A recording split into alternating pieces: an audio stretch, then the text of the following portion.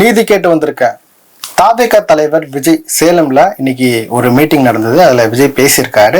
அந்த ஸ்பீச்சோட சாராம்சங்கள் என்னன்றதான் நம்ம இன்னைக்கு பார்க்க போறோம். இன்னைக்கான ஸ்பீச் வந்து ரொம்பவும் எதிர்பார்க்கப்பட்ட ஒரு ஸ்பீச்சா இருந்தது. காரணம் என்னன்னா, டிசம்பர் 18 ஈரோட்ல ஒரு மீட்டிங் நடத்தினாங்க. அதுக்கப்புறமா ஒரு பப்ளிக்ல வந்து ஒரு மீட்டிங் நடத்தல. விஜய் வந்து கலந்துக்கிற மீட்டிங் நடத்தல. மற்றபடி தாவேகா சார்பா கொள்கை விளக்க கூட்டங்கள் வந்து மாநிலம் முழுக்க அந்த கட்சியோட நிர்வாகிகள் பேச்சாளர்கள் எல்லாம் பேசிட்டு இருந்தாங்க. மற்றபடி விஜய் ஒரு பப்ளிக் அப்பியரன்ஸ் கொடுத்து ஒரு ஸ்பீச்னா கிட்டத்தட்ட வந்து ஒரு 50 நாட்களுக்கு பிறகு இன்னைக்கு நடந்திருக்குன்னு சொல்லலாம். தேர்தலுக்கும் கொஞ்ச நாள்ல வர இருக்கிறதுனால இதோட ஸ்பீச்ல ரொம்ப எதிர்பார்க்கப்பட்ட விஷயங்கள் நிறைய இருந்தது. குறிப்பா ஜனநாயகன் படம் வந்து ரிலீஸ் ஆகல. ஜனநாயகன் படம் ரிலீஸ் ஆனதுக்கு அப்புறமா விஜயோடைய பாலிடிக்ஸ் வந்து அதோடைய வடிவம் மாறும்னு எல்லாரும் எதிர்பார்த்தாங்க. பிஜேபி அட்டாக் அதே போல மற்ற விஷயங்களும் பேசுவார்னு எதிர்பார்த்தாங்க. ஆனா அந்த இடத்துல வந்து நடக்கல. அதுல ஒரு அரசியல் இருக்குன்றத நம்ம புரிஞ்சுக்க முடியுது. அது ஒரு விஷயம் இருந்துச்சு. அதுக்கப்புறம் கரூர்ல நடந்த அந்த இன்சிடென்ட்டுக்காக விஜய் நேரடியா சிபிஐ அலுவலகத்துக்கு போயிட்டு அந்த விசாரணையில கலந்துக்கிட்டாரு. 2 முறை கலந்துக்கிட்டாரு. ஸோ இது எல்லாமே அவருடைய அந்த பொலிட்டிக்கல் மூமெண்ட்டை வந்து முடக்கிற விதமா பல விஷயங்கள் வந்து அரசியல நடந்துட்டே இருந்தது. ஸோ இந்த சூழ்நிலையில வந்து அவங்க பெருசா விஜயோடைய பப்ளிக்ல வந்து ஒரு பப்ளிக் மீட்டிங் வந்து நடத்த முடியாது. காரணங்கள் பல இருக்கலாம். பர்மிஷன் கொடுக்கறதுல இருக்கட்டும். எஸ்ஓபி இப்போ ரீசெண்டா தமிழக அரசு போட்ட எஸ்ஓபில வந்து நிறைய கட்டுப்பாடுகள் இருக்கு. 50,000 மக்கள் மேல கூட்டுறாங்க அப்படின்னா கிட்டத்தட்ட 1 மாசத்துக்கு முன்னாடி பர்மிஷன் வாங்கணும். பல விதிமுறைகள் எல்லாம் விதிக்கப்பட்டது. இன்னைக்கான கூட்டத்திலயுமே கூட கிட்டத்தட்ட 51 நிபந்தனைகள் கிட்ட விதிக்கப்பட்டுதான் இந்த கூட்டம் நடந்திருக்கு. இந்த மாதிரி பல காரணங்கள்னால அவரால் பப்ளிக்கா வந்து ஒரு மீட்டிங் நடத்த முடியல. அதுக்குதான் அவர் என்ன சொல்றாருன்னா, ஆரம்பிக்கும் போது நான் வந்து நீதி கேட்டு வந்திருக்கேன். நான் மக்களுக்கான நீதி கேட்கறதுக்காக தான் அரசியலுக்கு வந்தேன். ஆனா இப்போ எனக்கான நீதி கேட்டு மக்கள் மடி வந்திருக்கேன்னு சொல்லியிருக்காரு. குறிப்பா இந்த ஒரு ஸ்பீச்சை வந்து இதுக்கு முன்னாடி ஒருத்தர் சொல்லியிருக்காரு. யாருன்னா எம்ஜிஆர். 1980 எம்ஜிஆரோட ஆட்சி கலைக்கப்பட்ட போது எம்ஜிஆர் அப்போ உடனே சட்டமன்ற தேர்தல் நடத்துறாங்க. இந்திரா காந்தி அம்மையார் வந்து 1980 பிரதமராக தேர்ந்தெடுக்கப்பட்ட போது நிறைய மாநிலங்களோட அரசுகளை வந்து கலைக்க ஆரம்பிச்சாங்க. ஸோ அதே மாதிரி எம்ஜிஆர் ஆட்சியும் கலைக்கப்பட்ட போது மக்கள் கிட்ட அவர் முன்வச்ச பிரச்சாரம் என்னன்னா, மக்களே நான் என்ன தவறு செய்தேன், எதுக்கு என் ஆட்சியை கலைச்சாங்க அப்படின்னு நீதி கேட்டுதான் அந்த பிரச்சாரத்தை முன்னெடுத்தாரு. அது வந்து ஒரு பெரிய அளவுல அதிமுகவுக்கு வந்து ஒரு பெரிய வெற்றி கொடுத்தது. அதே பாணியில தான் விஜய் இன்னைக்கு வந்து நீதி கேட்டு வந்திருக்கேன் அப்படின்னு சொல்றாரு. நான் வந்து என்ன எதிர்பார்த்தேன்னா, அவர் சொல்லும் போது ஜனநாயகன் படத்துக்காக நீதி கேட்டு வந்திருக்கேன், அதை பத்தி தான் பேசுவார்னு எதிர்பார்த்தேன். ஆனா அவர் முழுக்க அந்த படத்தை பத்தி எந்த ஸ்பீச்சுமே இந்த இதில் கொடுக்கல. கொடுத்த ஒரே ஒரு ஸ்பீச் என்னன்னா, நான் வந்து மக்களை சந்திக்கணும், மக்களோட பிரச்சனைகள் பேசணும்னு சொல்லி என்னோட கூட்டங்கள் வந்து நடத்துறதுக்காக காவல்துறை கிட்ட பர்மிஷன் கேட்டா அனுமதி கிடைக்கிறது இல்ல. எஸ்ஓபின்னு ஒண்ணு போட்டிருக்காங்க. இது வந்து எஸ்ஓபின்றது ஸ்டாண்டர்ட் ஆப்ரேட்டிங் ப்ரொசீஜரா இல்ல ஸ்டாலின் சார் ஆப்ரேட்டிங் ப்ரொசீஜரா அப்படின்ற ஒரு கேள்வி வந்து முன் வச்சிருக்காரு. இந்த மாதிரி என்னுடைய கூட்டங்களுக்கு அனுமதி கொடுக்க மாட்டாங்க, மக்கள் பாதுகாப்பு கேட்கும் போது அதுக்கான நிறைய நிபந்தனைகள் விதிக்கிறாங்க அப்படின்ற பல விஷயங்கள் வந்து திமுக அரசு மேல வந்து குற்றம் சாட்டு வச்சிருந்தாரு. தாவேகா தலைவர் விஜய் அவருடைய இன்னைக்கான ஸ்பீச்ல வந்து திமுகவை வந்து நிறைய கவுண்டர் பண்ணி அட்டாக் பண்ணியிருக்காரு. ஏடிஎம்கே உடைய கூட்டணியும் லைட்டா பேசியிருக்காரு. முதல் மாநாட்டில் அவர் சொன்னார் பாத்தீங்கன்னா, ஆட்சியிலும் பங்கு அதிகாரத்திலும் பங்கு, அதை பத்தியுமே பேசியிருப்பாரு. அவருக்கான கூட்டணியை பத்தி எதனா பேசுவார்னு ஒரு எதிர்பார்ப்பு இருந்துச்சு. அதுவும் இல்லாம இன்னைக்கு மீட்டிங் சேலத்தில் நடத்துறதுனால ஏடிஎம்கே உடைய சீஃப் எடப்பாடி பழனிசாமி அவருடைய சொந்த மாவட்டம்ன்றதுனால அதை பத்தி பேசுவார்னு எதிர்பார்த்தோம். அதே போல மாவட்டத்துடைய லோக்கல் பாலிடிக்ஸ் எப்பவுமே வந்து விஜய் ஒரு திருச்சி, நம்ம முன்னாடியே பார்த்தோம், திருச்சி, திருவாரூர், நாகப்பட்டினம், கரூர் வரைக்கும் நம்ம ஒவ்வொரு மாவட்டத்துக்கு போகும்போது அங்க இருக்க லோக்கல் பாலிடிக்ஸ் எடுத்து பேசுவாரு. ஆனா இன்னைக்கான மீட்டிங்ல வந்து லோக்கல் பாலிடிக்ஸ் எதுவும் பேசல, பொதுவான விஷயங்களை மட்டுமே பேசியிருக்காரு. திமுகவை வந்து ஷார்ப்பா அட்டாக் பண்ணியிருக்காரு. அதை மட்டும் நம்ம பார்க்க முடியுது. முதலமைச்சர் சொல்லியிருப்பாரு, தமிழ்நாடு வந்து எப்பவுமே டெல்லிக்கு அவுட் ஆஃப் கண்ட்ரோல்னு சொல்லி ஒரு பஞ்ச் டயலாக் மாதிரி சொல்லி டெல்லி, அதாவது பாஜக அரசை வந்து சீன்ற விதமா சொல்லியிருப்பாரு. அதை வந்து விஜய் அந்த பாயிண்டை எடுத்து அந்த பாயிண்ட் மூலியமாவே திமுகவுக்கு வந்து ஒரு கவுண்டர் அட்டாக் பண்ணியிருக்காரு. என்னன்னா, நீங்க வந்து டெல்லிக்கு அவுட் ஆஃப் கண்ட்ரோல் கிடையாது, சட்டம் ஒழுங்குக்கு அவுட் ஆஃப் கண்ட்ரோல், பெண்கள் பாதுகாப்புல அவுட் ஆஃப் கண்ட்ரோல் அப்படின்னு சொல்லியிருப்பாரு. தமிழ்நாடு பொதுவாகவே வந்து தமிழ்நாடு திமுக அரசு வந்ததுக்கு அப்புறமா வந்து கொலை, கொள்ளை, போதை கலாச்சாரம் இதெல்லாம் வந்து திமுக அரசு வந்ததுக்கு அப்புறமா தான் வந்திருக்கா தமிழ்நாட்டுல அப்படின்னு பார்த்தா இல்ல. இது வந்து ஒவ்வொரு ஸ்டேட்லயும் இருக்கக்கூடிய பிரச்சனை தான். தமிழ்நாட்டிலையும் இதுக்கு முன்னாடி இருந்த ஆட்சியிலையும் இருந்துச்சு, இப்ப இருக்க ஆட்சியிலும் இருக்கு.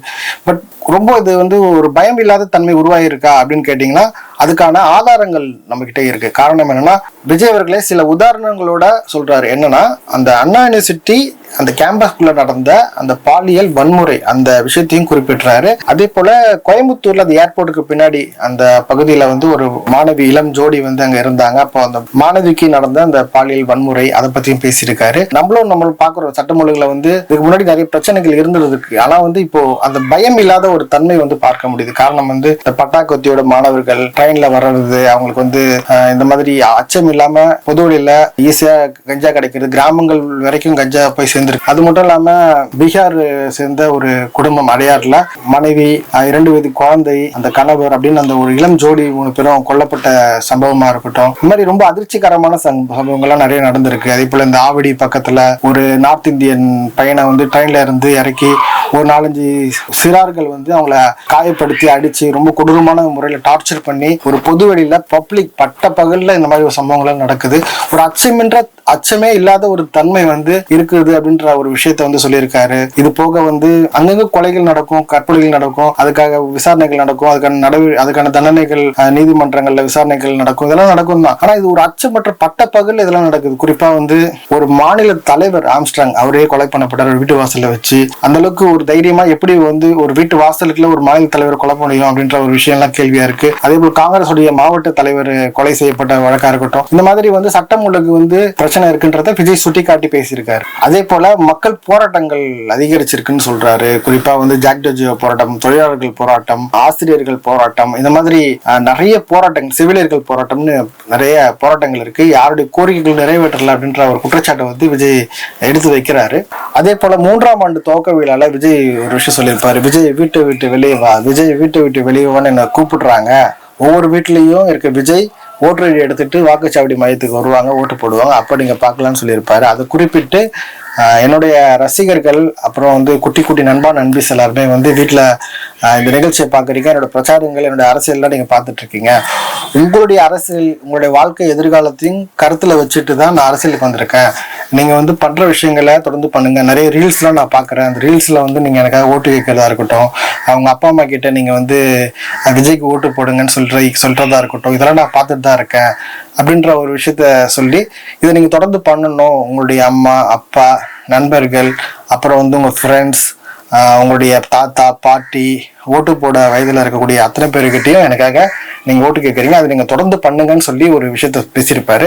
இன்னைக்கு காலையில திமுக ஒரு சம்பவம் பண்ணியிருப்பாங்க. அதாவது காலையில வந்து 5000 ரூபாய் பணம் மகளிர் உரிமை தொகை வாங்கக்கூடிய பெண்களுடைய வங்கி கணக்குல வந்து 5000 ரூபாய் தமிழ்நாடு அரசு சார்பா போட்டிருந்தாங்க. இதை விமர்சனம் பண்ற விதமா வண்டியா பணத்தை கொட்ட போறாங்க. இந்த பணத்தை வந்து நீங்க வாங்கிக்கங்க, இது வந்து உங்ககிட்ட இருந்து கொள்ளடிக்கப்பட்ட காசு தான், இதை வாங்கிட்டு அவங்க காதுல, அதாவது அவங்க செவில்ல வந்து விசில ஓங்கி ஊதுங்க அப்படின்னு ஒரு விஷயத்த வந்து சொல்லியிருப்பாரு. இதுக்கு முன்னாடி விஜய் அவர்கள் வந்து மாணவர்களுக்கு விருது கொடுக்குற விழால வந்து முதல் மாணவர்களுக்கு விருது கொடுக்குற விழால வந்து ஓட்டுக்கு காசு வாங்காதீங்க அப்படின்னு சொல்லியிருப்பாரு. அப்பா அம்மா கிட்ட போய் சொல்லுங்க அப்படின்னு சொல்லியிருப்பாரு. பட் இது வந்து கரெக்டான ஸ்ட்ராட்டஜி தான். ஏன்னா கவர்மெண்ட் வந்து காசு வந்து கவர்மெண்டா தான் கொடுக்குறாங்க, திமுக கொடுக்கல, தமிழ்நாடு அரசு கொடுக்குது. ஏன்னா உங்க காசு தான், நீங்க வாங்கிக்கோங்க, வாங்கிட்டு அவங்க காதுல செவில்ல கேட்கிற மாதிரி விசில ஊதி அனுப்புங்க அப்படின்னு சொல்லி ஒரு விஷயத்த பேசியிருப்பாரு. நீங்க யாருக்கு ஓட்டு போடணுமோ அவங்களுக்கு ஓட்டு போடுங்க அப்படின்ற ஒரு விஷயம். மக்களுக்கு வந்து ஒரு கில்ட் இருக்கும், நம்ம காசு வாங்கிட்டா அவங்களுக்கு நம்ம உண்மையா இருக்கணும்னு சில பேர் நினைப்பாங்க. அப்படி நினைக்கிறவங்க, லாயலா இருக்கணும்னு நினைக்கிறவங்களுக்கு வந்து விஜய் அதுதான் அந்த மெசேஜ் கொடுக்குறாரு. நீங்க உங்க காசு தான், நீங்க வாங்கிக்கோங்க, தயக்கமே பட வேணாம், நீங்க அந்த காசை வாங்கிக்கோங்க, வாங்கிட்டு யாருக்கு ஓட்டு போடணும், யாரு வந்து உங்களுக்கு நம்பிக்கை கொடுக்குறாங்க அவங்களுக்கு ஓட்டு போடுங்க அப்படின்னு சொல்லியிருக்காரு. அப்புறம் முக்கியமா பார்க்க வேண்டிய விஷயம் வந்து கூட்டணி பத்தி விஜய் என்ன அனௌன்ஸ்மெண்ட் கொடுப்பாரா அப்படின்னு தான் நம்ம எதிர்பார்த்தோம். இதுல வந்து விஜய் வந்து நமக்கு கிளியரா ஒரு விஷயத்த சொல்றாரு. நம்ம வந்து மக்கள் கிட்ட தான் கூட்டணி, நம்ம தனியா தான் போறோம்ன்றது விஜயோட ஸ்பீச்ல இருந்து புரிஞ்சுக்க முடியாது. விக்கிரவாண்டி மாநாட்டுல நம்ம ஆட்சியிலும் பங்கு அதிகாரத்திலும் பங்குன்னு சொல்லியிருந்தோம். அந்த அனௌன்ஸ்மெண்ட் வந்து அந்த அனௌன்ஸ்மெண்ட்னால இப்போ சிஎம் வந்து ரொம்ப கஷ்டப்படுறாரு, எல்லா கூட்டணியிலுமே அந்த விஷயம் வந்து எதிரொலிக்குது அப்படின்றத தன்னுடைய அந்த ஸ்டேட்மெண்ட்டை தான் கிளைம் பண்ணிக்கிறாரு. அது கரெக்டு தான். அவர் சொல்றதுக்கு அப்புறமா தான் இதுக்கு முன்னாடி திமுக அதிமுகவில் வந்து கூட்டணி ஆட்சின்னு சொல்லி யாரும் பேசுனதே கிடையாது. இதுக்கு முன்னாடி 2006 அப்படி ஒரு வாய்ப்பு வந்துமே கூட அதை காங்கிரஸோ இல்லை திமுக கூட 2006 கூட்டணி இருந்த யாருமே வந்து அதை வலியுறுத்தல, வெளியிலிருந்து ஆதரவு கொடுத்தாங்க. திமுக மைனாரிட்டி ஆட்சின்னு ஜெயலலிதா அவர்கள் பலமுறை விமர்சனம் பண்ணியிருந்தாங்க. அதே வாய்ப்பு வந்து இந்த டைம் வந்து தேர்தல் வெற்றி பெற்றதுக்கு அப்புறமா கூட பேசல, தேர்தலே இன்னும் வரல, அதுக்கு முன்னாடியே இந்த கூட்டணி எல்லாம் இறுதி பண்றதுக்கு முன்னாடியே பேசிக்கா அந்த கொள்கையில இருக்குன்னு சொன்னாங்க. ஆனா இப்போ வந்து நாங்க கேட்க மாட்டோம்னு சொல்லி அவங்க ஒதுங்கிட்டாங்க. காங்கிரஸ் வந்து தொடர்ந்து இந்த விஷயத்த வந்து பேசிட்டு இருக்காங்க. இது வந்து எப்படி போய் முடிய போகுதுன்னு தெரியல. ஆனா காங்கிரஸ் கிட்டத்தட்ட திமுக கூட தான் போய் சேருவாங்கன்றது ஓரளவுக்கு யூகிக்க முடியுது. ஏன்னா அந்த கூட்டணி வந்து வலுவா இருக்கு. இது வந்து விஜய் அவர்களுடைய ஆப்ஷனை காமிச்சு அவங்க வேற வலிமை தான் கூட்டுறாங்களே தவிர்த்து விஜய் கிட்ட வருவாங்க அப்படின்னு நம்ம சொல்ல முடியாது. தாவேகாக்கு 30% வரைக்கும் வாக்கு இருக்கிறதா விஜய் சொல்றாரு. பல்வேறு ஊடகங்கள் நடத்தின அந்த கருத்து கணிப்புகள்லையும் கிட்டத்தட்ட 20-25% இருக்கிறதா சொல்றாங்க. ஆதவ் அர்ஜுனா உள்ளிட்டவங்க எல்லாம் 42% வரைக்கும்லாம் சொல்லியிருந்தாங்க. மும்முனை போட்டி நிலவுது அப்படின்னும் போது இந்த வாக்கு சதவீதத்தை வச்சு வெற்றியை தீர்மானிக்க முடியுமான்ற ஒரு கேள்வியும் இருக்கு. 2 முனை போட்டினா கிட்டத்தட்ட 40% தானதான் ஆட்சி மாற்றத்தெல்லாம் கொண்டு வர முடியும். இப்போ மும்முனை போட்டி இருக்கு, சீமானும் இருக்காரு அப்படின்னும் போது அவர் ஒரு குறிப்பிட்ட சதவீதங்கள் பிரிக்க வாய்ப்பு இருக்கான்னு பார்க்கணும். ஸோ இந்த வகையில் 30% இருந்தா ஓரளவுக்கு சீட் கன்வர்ஷன் நடக்கிறதுக்கு வாய்ப்பு இருக்கு. நல்ல வெற்றி கிடைக்கலாம். ஒரு சில இடங்கள்ல அதிகமான வாக்குகள் கிடைச்சா அது சீட் கன்வர்ஷனாவே மாறும், ஒரு பெரிய மாற்றத்தோடு கொண்டு வர முடியும். பட் இது எதுவுமே யூகத்தின் அடிப்படையில் நம்ம சொல்ல முடியாது. பொறுத்திருந்து மக்கள் என்ன தீர்ப்பு கொடுக்குறாங்கன்றத எலெக்ஷனுக்கு அப்புறமா தான் நம்ம பேச முடியும். ஆனா கண் கூட தெரியுது மக்கள் ஒரு பேரெழுச்சி இருக்கு, மக்கள் ஆதரவு இருக்கு அப்படின்றது தெரியுது. அதே போல விஜய் தன்னை ஒரு விக்டிமா இந்த இடத்துல ரோல் பிளே பண்ணி ஒரு விஷயம் அவருடைய பிரச்சாரங்களை முன்னெடுக்கிறாரு. இது உண்மையும் கூட. ஏன்னா அவருக்கு அனுமதி கொடுக்கறது இல்ல. திமுக பல கூட்டங்கள் நடத்துறாங்க, மாநில இளைஞரணி கூட்டங்கள் நடக்குது, திருச்சி விருதுநகர்ல நடத்துறாங்க, அடுத்து திருவண்ணாமலையில நடத்த போறாங்க. ஸோ இந்த இடங்கள் எல்லாம் பர்மிஷன் கிடைக்குது. திமுக நடத்தக்கூடிய கூட்டங்களுக்கு பர்மிஷன் ஈஸியா கிடைக்குது. அங்க எஸ்ஓபி எல்லாம் ஃபாலோ பண்ணப்படுதுன்னு தெரியல. அதிமுக இது வரைக்கும் கூட்டம் நடத்துறதுல எங்களுக்கு சிக்கல் இருக்கிறதா பெரிய அளவுல அவங்க கம்ப்ளைண்ட்ஸ் எல்லாம் வைக்கல.